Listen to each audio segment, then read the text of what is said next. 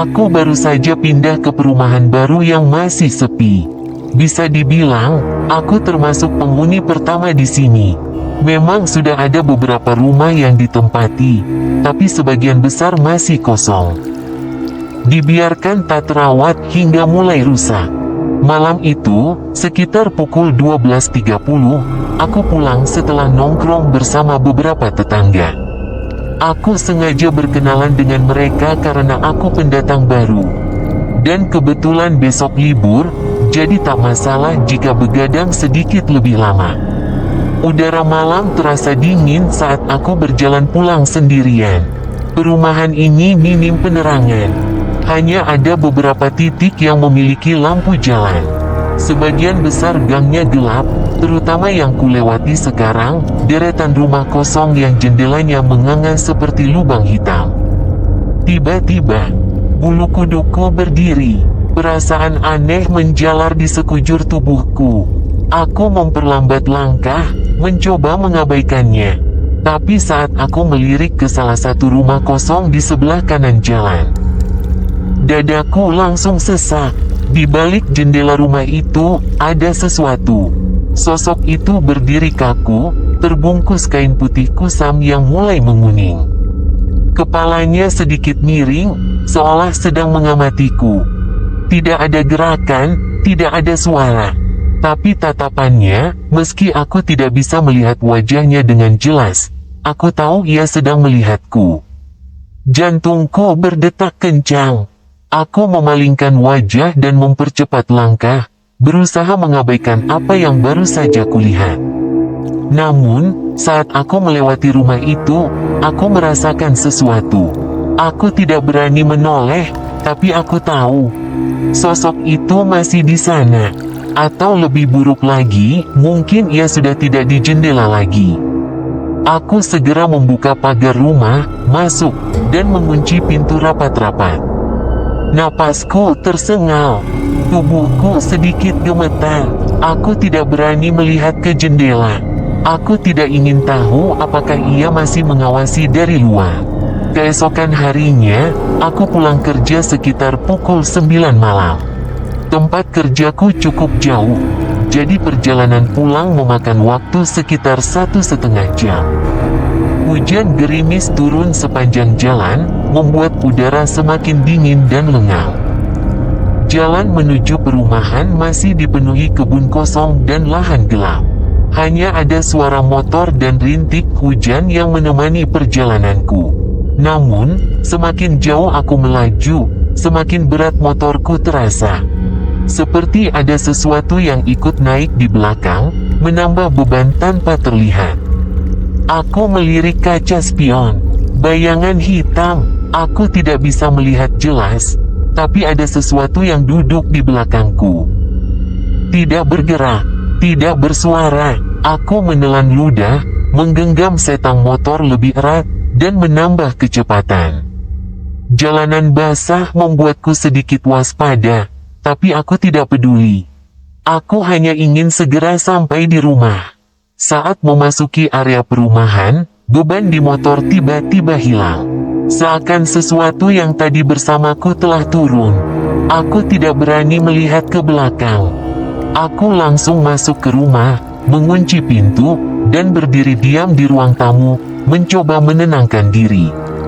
Aku mengganti pakaian, mencuci muka, lalu menuju dapur untuk memasak mie. Istriku sudah tidur. Aku tidak ingin mengganggunya. Dapurku bersebelahan dengan rumah kosong. Tembok dapur ini adalah satu-satunya pemisah antara rumahku dan bangunan gelap itu. Saat aku menyalakan kompor, tembok itu bergetar, seperti ada sesuatu di baliknya. Aku menoleh, diam, menunggu apakah ada getaran lagi. Duk, duk, dinding bergetar lebih kuat. Aku terpaku di tempat, tidak ada suara lain. Hanya getaran samar yang terasa semakin dekat. Aku mencoba mengabaikannya, kembali fokus ke mie yang sedang kumasak. Tapi perasaan itu semakin kuat. Aku merasa dia ada di sana. Tidak berbicara, tidak bergerak berlebihan, tapi ada. Aku mematikan kompor, mengambil mangkuk, dan bergegas keluar dari dapur. Tapi sebelum aku melangkah pergi, sesuatu menarik perhatianku. Di celah sempit antara dinding dan jendela belakang, sesuatu sedang mengintip. Sepasang mata, besar, hitam, kosong. Tidak berkedip, tidak bersuara. Aku membeku, dan saat aku menyadari keberadaannya, mata itu perlahan menghilang. Aku tidak menunggu lebih lama. Aku langsung berlari menuju kamar, menutup pintu, dan berbaring di samping istriku. Aku memejamkan mata, berusaha mengabaikan semuanya. Namun, meski aku tidak melihat lagi, aku tahu, aku masih diawasi. Keesokan harinya, aku kembali nongkrong bersama beberapa bapak-bapak di perumahan. Kami berbincang santai sambil menikmati udara malam. Aku mulai sedikit terbiasa dengan suasana di sini. Meskipun kejadian-kejadian sebelumnya masih terbayang di kepalaku. Saat sedang asyik mengobrol, aku sadar rokokku habis. Kebetulan, di luar perumahan ada warung yang buka 24 jam. Aku berpamitan sebentar untuk membeli rokok. Malam itu terasa berbeda. Begitu aku keluar dari area perumahan, aku melihat kabut tebal menyelimuti jalan. Padahal, daerah ini bukan pegunungan. Hanya perkampungan yang dikelilingi kota. Seharusnya, tidak ada kabut setebal ini. Aku menyalakan motorku dan mulai berkendara perlahan. Jalanan terasa lebih sunyi dari biasanya. Lampu jalan berpendar redup, tertelan kabut yang semakin pekat. Saat aku hampir mencapai pertigaan menuju warung, aku melihat seseorang berjalan di tengah jalan. Sosok itu menunduk. Rambutnya tergerai menutupi wajah, pakaiannya lusuh dan tampak basah. Aku refleks memperlambat motor, mengerutkan dahi. Aku menoleh ke kaca spion untuk memastikan tidak ada siapa-siapa. Dadaku terasa sesak. Aku yakin tadi ada seseorang di sana. Jalanan ini lurus, tidak ada gang kecil atau tikungan tempat orang itu bisa menghilang begitu saja. Aku menoleh ke depan lagi. Jalan kosong. Kabut semakin menebal. Perasaan tidak enak menyergapku. Aku menggenggam setang motor lebih erat, berusaha mengabaikan apa yang baru saja kulihat. Aku menambah kecepatan, ingin segera sampai di warung. Tapi ketika aku melewati tempat di mana sosok itu tadi berdiri, aku merasakan sesuatu. Udara di sekitarku tiba-tiba terasa lebih dingin. Dan dari sudut mataku, di kaca spion, bayangan itu ada di belakangku. Diam, menunduk. Aku tidak berani menoleh. Aku hanya menarik gas sekencang mungkin, berharap kabut ini segera berlalu. Saat aku kembali dari warung, perasaan tidak enak masih menghantuiku. Kabut tebal masih menyelimuti perumahan, tapi aku mencoba mengabaikannya. Aku segera menuju tempat nongkrong tadi. Duduk kembali bersama bapak-bapak sambil menyalakan rokok. Aku menarik napas dalam-dalam, lalu menceritakan kejadian yang baru saja kualami. Bagaimana aku melihat seseorang berdiri di tengah jalan.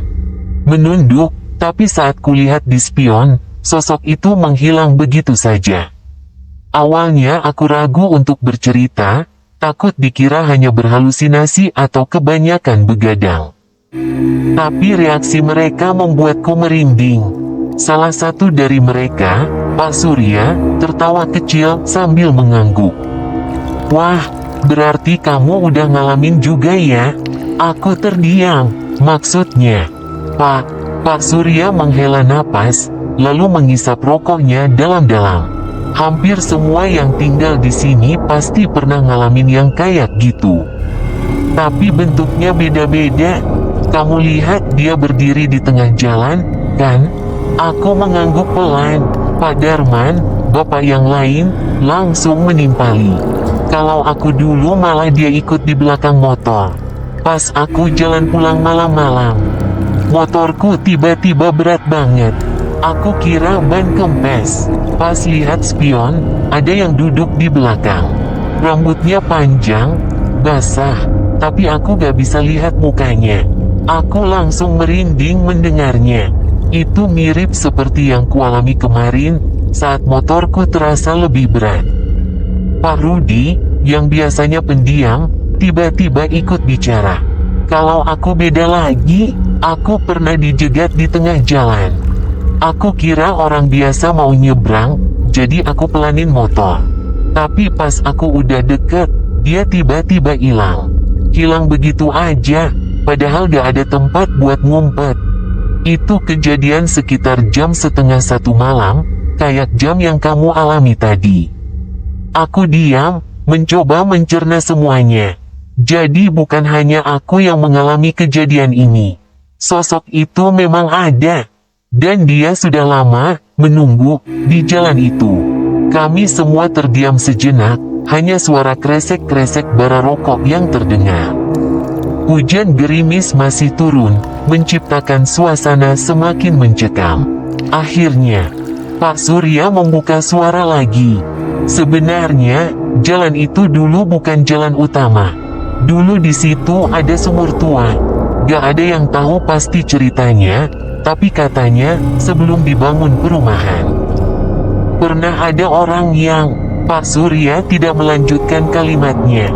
Ia hanya menggeleng pelan, lalu mematikan rokoknya.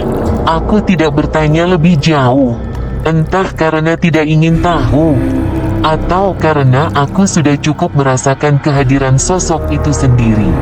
Malam semakin larut. Aku memutuskan untuk pulang, meskipun ada rasa takut yang masih tersisa.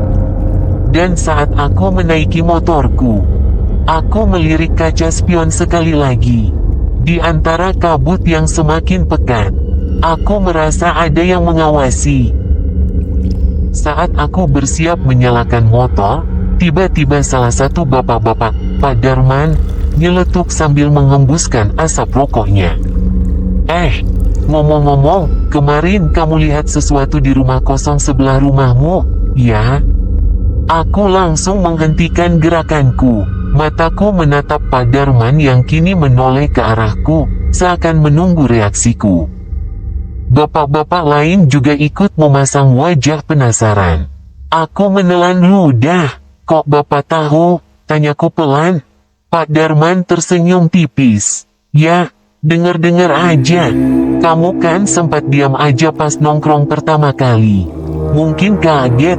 Ya, aku terdiam. Aku memang tidak pernah cerita soal itu ke siapapun, bahkan ke istriku sendiri.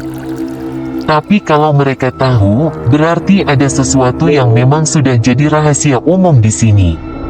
Pak Surya, yang sejak tadi hanya mengamati, akhirnya ikut bicara. Rumah kosong itu udah lama gak keurus. Yang punya gak pernah datang lagi. Padahal dulu sempat ada yang mau beli, tapi gak jadi. Aku menatap mereka satu persatu. Kenapa gak jadi? Pak Surya menghela napas panjang. Ia menunduk sebentar, lalu melanjutkan. Karena banyak yang melihat sesuatu di situ. Sama kayak kamu, pocong. Bulu kuduku langsung berdiri. Ada yang lihat di jendela, ada yang lihat di dalam rumah pas lewat. Ada yang kayak kamu, diintai. Kadang dia cuma diam aja. Tapi orang-orang yang pernah ngalamin bilang mereka selalu merasa kayak dipantau selama beberapa hari setelahnya.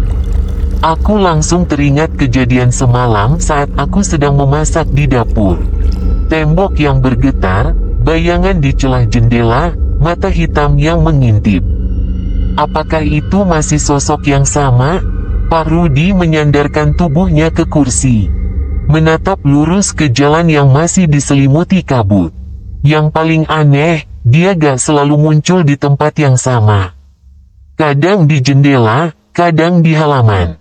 Bahkan ada yang pernah lihat dia di atap rumah itu. Aku merinding membayangkan sosok itu melompat-lompat dari satu sudut ke sudut lain, mengawasi orang-orang yang lewat. Hening sejenak. Aku akhirnya menarik napas, mencoba menghilangkan rasa takut yang mulai menjalar lagi. Terus, ada yang pernah diganggu lebih dari sekadar melihat, tanyaku. Bapak-bapak itu saling berpandangan. Pak Surya lalu berkata pelan, ada, tapi orang itu gak lama tinggal di sini. Aku menelan ludah, tapi tak berani bertanya lebih jauh. Malam semakin larut, aku akhirnya berpamitan untuk pulang. Bapak-bapak hanya mengangguk sambil menepuk pundakku pelan, seolah memberi peringatan agar aku lebih berhati-hati. Aku menaiki motor dan mulai melaju pelan. Kabut masih menggantung rendah. Jalanan perumahan semakin sunyi. Dan ketika aku sampai di depan rumah, aku melirik sekilas ke jendela rumah kosong di sebelahku. Gelap, tapi entah kenapa, aku merasa ada sesuatu yang masih berdiri di sana, mengawasi. Itulah kisahku pertama kali tinggal di perumahan baru. Awalnya, suasana di sini begitu mencekam, sepi, dan penuh dengan kejadian yang sulit dijelaskan dengan logika. Namun, seiring berjalannya waktu, semakin banyak orang yang pindah ke sini. Rumah-rumah kosong yang dulu tampak terbengkalai kini sudah dihuni dan dirawat dengan baik. Perlahan, perasaan tidak nyaman yang dulu sering kurasakan mulai menghilang. Tidak ada lagi kabut tebal yang tiba-tiba muncul di malam hari. Tidak ada lagi perasaan diawasi saat melewati jalanan perumahan. Rumah kosong di sebelah rumahku pun kini sudah ditempati oleh keluarga baru, dan sejauh ini, mereka tidak pernah mengeluh mengalami kejadian aneh. Alhamdulillah, sekarang perumahan ini sudah ramai. Banyak anak-anak bermain di sore hari, suara tawa tetangga terdengar saat malam tiba, dan suasana yang dulu terasa dingin kini berubah menjadi lebih hangat dan hidup. Terkadang, jika aku mengingat kembali kejadian-kejadian yang kualami di awal kepindahanku, aku masih merasakan sedikit merinding. Aku tidak tahu apakah semua yang kulihat dan kurasakan dulu benar-benar terjadi, atau hanya karena suasana yang masih sepi membuat imajinasiku liar. Namun, satu hal yang pasti, aku bersyukur karena sekarang semuanya sudah berubah. Tidak lagi ada malam-malam yang mencekam. Tidak ada lagi sosok yang mengintai dari balik jendela rumah kosong, dan tidak ada lagi perasaan seolah-olah ada yang ikut menumpang di motorku. Semoga perumahan ini tetap ramai, nyaman, dan damai untuk ditinggali. Dan semoga, apapun yang dulu ada di sini, tidak lagi kembali.